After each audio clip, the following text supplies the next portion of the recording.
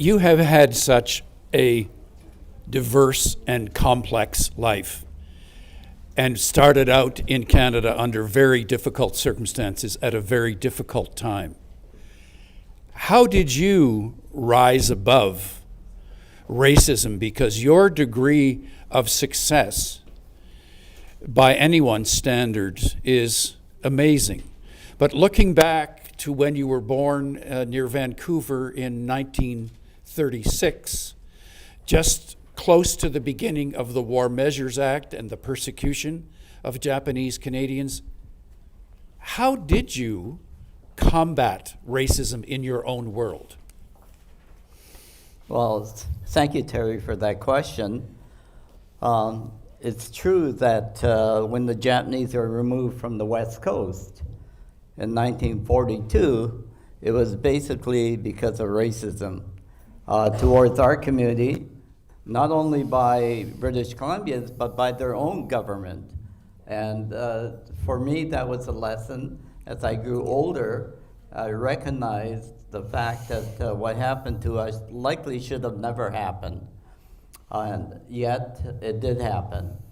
And so, as a result of that, our community began to question the action of the government at the time.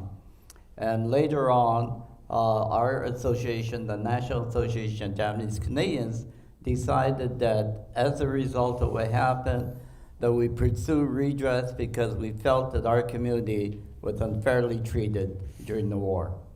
And so we pursued it, and finally in 1988, we were very fortunate that Prime Minister Brian Mulroney, sorry that he just passed away, was instrumental in recognizing that the rights of Japanese Canadians should have now happened, and in Parliament he acknowledged that mistake.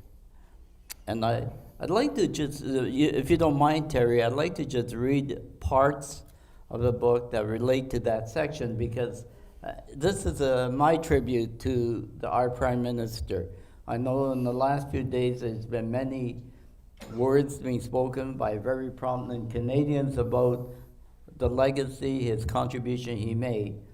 But one of the things that I found personally when I met him is that he truly, I think, felt that what happened to minority groups needed to be recognized. I'd like to read just a very small portion when I personally met him just after the announcement in the House of Commons. Immediately after the orations, a member of the Prime Minister's office staff escorted me directly to the Prime Minister's office.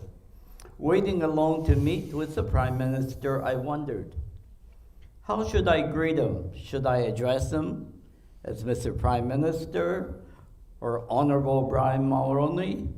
While I was thinking about what to say, the Prime Minister walked into the room and came up to me and said, "Hello, Art," and then shook my hand. All that formal protocol that I was thinking vanished. I felt at ease with the Prime Minister and thanked him for his passionate words. As we walked downstairs to the room in which the official signing of the agreement would be taking place, I said to him, "It's taken a long time, but it was worth waiting for." His reply was, it's taken a long time for me to convince my colleagues that it was the right thing to do. I sensed sincerity and honesty in its response, and genuine interest in resolving the redress issue. I think he wanted to do that much sooner, but his party members did not share the same view. It was an unbelievable feeling as we entered the small crowded room of cameras and reporters for the signing ceremony that was to symbolize the settlement. Members of our strategy team were present, along with Lucien Bouchard and Jerry Wiener, as the Prime Minister signed two sets of the same document. in English and in French. The Prime Minister signed the first document and then handed it for me to sign. Meanwhile, I could hear in the background was constant clicks from the cameras. Once the document was signed, we both stood. The Prime Minister turned to me and said, "May I just say to you and your leaders of the community who are here, some who are 86 and 87 years of age, who went through this personally, I say this as a moment of long coming of tolerance and for justice for your community and for Canada. I just want to do this for you. I'm sorry, I just wanted to do this for you who have believed in the basic fairness of Canada." Mr. Mulroney began to clap. Everyone joined in. I replied, "I must say, Mr. Prime Minister, we were moved this morning by the comments that you made in the House of Commons. I know that today is a historic landmark, not only for our community, but for the human rights issue. Indeed, for me, the importance of redress settlement was not only what you did for the Japanese Canadian community, but what you did in recognition of minority rights in Canada." And I truly believe that he was very sincere in his actions. And when I think back and reflect on the process that we went through, there was a lot of opposition within his own cabinet about doing this. And I know that the legal advisors to the Prime Minister's office, to the multiculturalism, kept saying, "Don't do this. You're going to set a precedent if you ever decide to do the redress for Japanese Canadians." So the advice within the government was really not to do it. But I think it was the Prime Minister in the end who took the bulls by the horn and he made it happen. So I really appreciate that. And that's my tribute to him too as well. Thank you. When you were standing close to him, how did you figure out how to refer to him? Your Honor, Mr. Prime Minister? I didn't have to worry. He Why? made it for me. When he walked up and said, "Hello, Art," I knew that, well, what do you say? Hi. You just say, "Hi, Brian," and that was it. You just said, "Hi, Brian." Yeah. Now, the transition, though, to the point where the Prime Minister is speaking to you on a first-name basis is an incredible contrast to your arrival in Winnipeg as a, 5-year-old, 6-year-old? Yes. You came in, and the degree of separateness that your family was exposed to, and the degree of persecution. There were times when you were forbidden to be in certain parts of the city, as I recall. When I read the book, some of the councillors didn't want Japanese in their neighborhoods. Why was that? Well, there was such a negative reaction. I think it was basically because of what happened in Japan during the war with especially the Hong Kong vets, where they were tortured in concentration camps in Japan. And I think some of that reflected on our community because when many people see you, they see you as Japanese, not as a Canadian. We were born in Canada. My parents were born in Canada, but we were never considered, we were never looked upon as someone who was born here. And because of the reaction initially of that, Japanese were very rare in Manitoba in 1942. And so many people had never seen an Asian before. When we were first moved here, we were put onto a sugar beet farm in St. Agathe, Manitoba, a French-Canadian community, and none of them had ever seen the Japanese, so they were curious about us. What kind of reception did they offer to you? Actually, they were very good to us. They helped us out. They were really good. Although everyone spoke French, and we didn't speak French, but we also were able to communicate with each other. And I do have pictures of some French-Canadian friends when we were young, so we must have talked to each other because we were all together.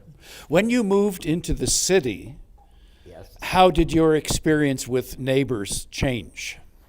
Well, first of all, we moved into North Kildonan, and the reason I say that is because at that time, North Kildonan was not part of Winnipeg. It was separate from Winnipeg, and Japanese were not allowed to live in Winnipeg. So as a result, many of the people who moved towards Winnipeg would gravitate to areas that were outside the city limits, and so North Kildonan was that. There were a number of Japanese families who lived in North Kildonan, but we were treated really well because the community is basically Mennonite.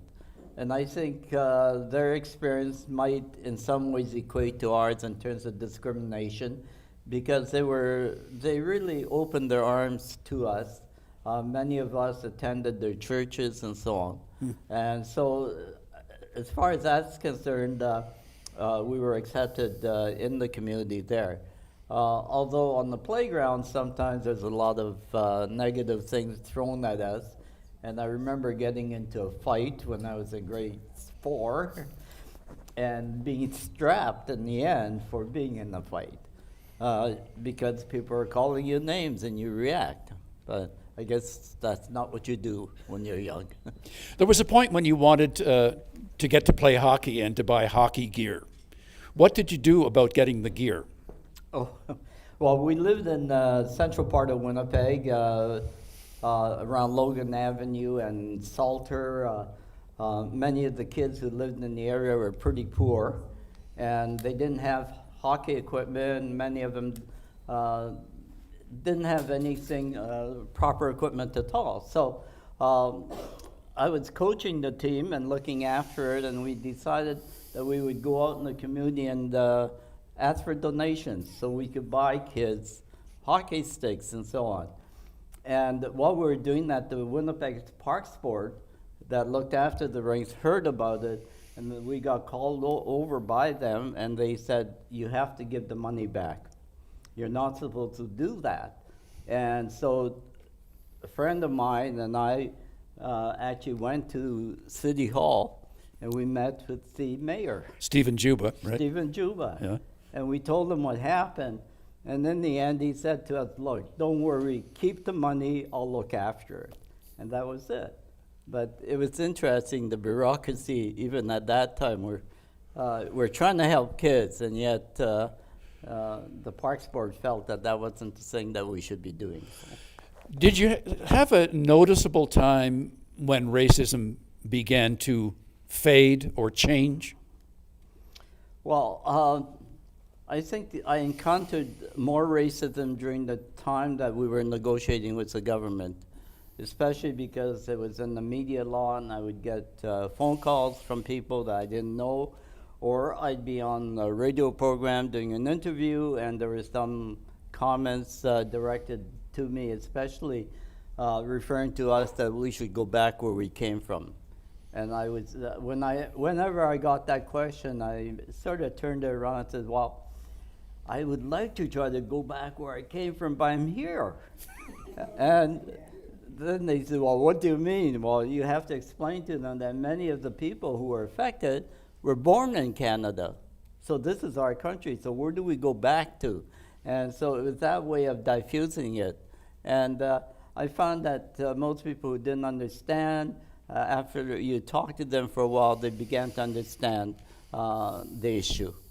But that's one of the things that we made it a point during negotiations, is to really emphasize that we were Canadian citizens, because in the communities when people are negative towards you, it's because you don't look. They consider you an immigrant. I remember running as a candidate for a federal election, and one of the In, people... what was it, East Kildonan? Or Transcona. Transcona, Yeah. yes. Mhm. Anyways, one of the people said, I would never vote for that immigrant, and I was the only non-white person on the ballot. So obviously they're referring to me.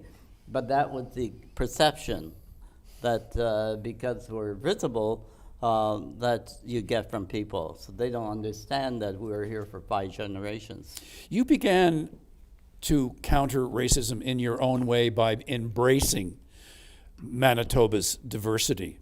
You hung out for a while with Wab Kinu's father.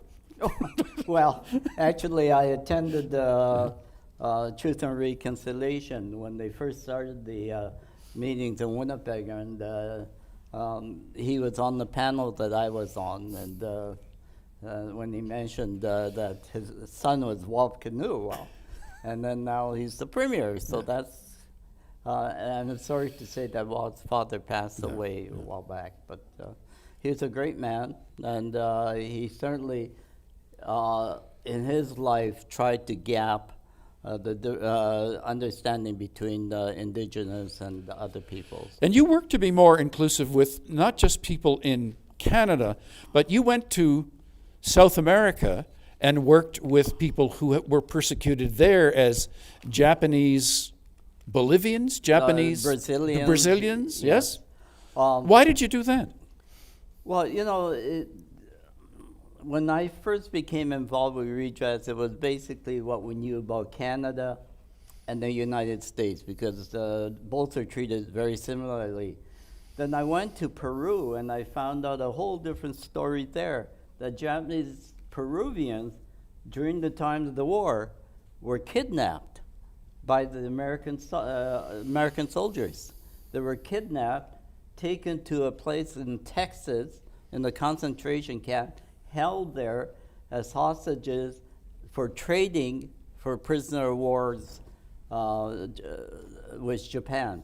And so some of those people were sent to Japan in trade for prisoner of wars that were held in Americans who were held in Japan. So and they were used for that. And I was quite shocked when I heard that. And they were saying that people were sitting in bars, and all of a sudden soldiers came in, rounded them up, put them on a boat, and they were gone. And the families never knew what happened to them. You also went back to Japan to try to find people who were deserving of the redress that was organized in 1988. Right. They must have been a bit surprised with you in Japan then, looking for people to whom you wanted to give redress money. Right. In fact, the Japanese media was quite intrigued by that, because when they heard that we were in Japan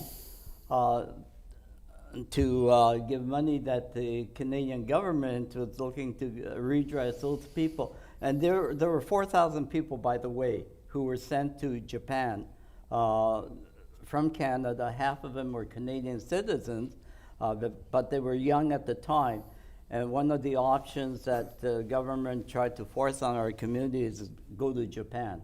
Initially, they were going to send all of them to Japan, but when they realized that the majority were Canadians, it seems ludicrous to send someone outside the country. So, but there were 4,000 who went, and those people were eligible for redress. And our government sent a delegation there to look for them and sign them up. And I know that the media there were really intrigued about that, and we're being followed by their national television for about 3-4 days, picking up on this story. And I remember meeting with one of the people in the Foreign Office, and he said to me, he said, you know, Japan would never be able to do that, to acknowledge that they made a mistake, and they would go out and try to compensate people. And he said to me, you know, he said it takes a mature country to be able to do that. And I was really moved by his words, because Canada is a pretty young country, and yet when it comes to human rights, at least we're looked upon being mature. So that was something. And, I think it's time. Yeah, the last time I saw you was at the Human Rights Museum. Right. And there were a number of young Korean descent women there who were inviting you to join their K-pop band. They wanted you to help them to write songs. How's that going for you? Well, to help organize, but that's okay. Yeah. And how's your work with K-pop doing? Eh? Yeah? Well, no, they're doing fine. It's just I don't think I could handle it, though. Looking at the span of your life, well, speaking on your behalf, you could easily handle it. Oh, okay. Art, thank you very much for your time today.